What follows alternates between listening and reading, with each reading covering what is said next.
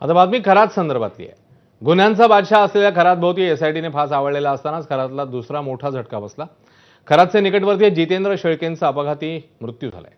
समृद्धी महामार्गावर आज पहाटे घडलेल्या भीषण अपघातात जितेंद्र शेळके आणि त्यांची पत्नी अनुराधा शेळके यांचा दुर्दैवी मृत्यू झालाय।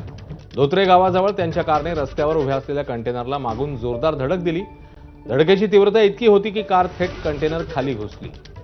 या अपघातात शेळके दाम्पत्याचा 14 वर्षीय मुलगा गंभीर जखमी झालाय, त्याच्यावर उपचार सुरू आहेत। शेळके खरातचे निकटवर्तीय होते। खरातच्या शिवनिका ट्रस्टचे उपाध्यक्ष म्हणूनही ते कार्यरत होते।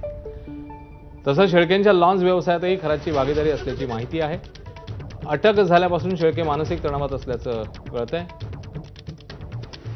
तर शेळकेंच्या अपघातानंतर उलटसुलट चर्चा पाहायला मिळते। तर हा अपघात नेमका कसा झाला जाणून घेऊया। जितेंद्र शेळके भोंदू खरातच्या शिवनिका ट्रस्टचे उपाध्यक्ष होते।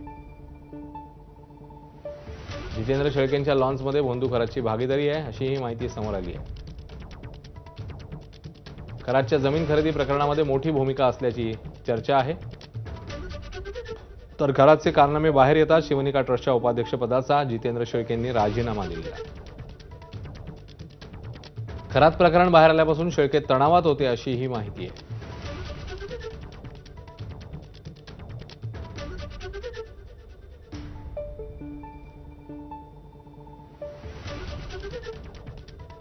तर जितेंद्र शेळके कोण होते ते आपण पाहिलं।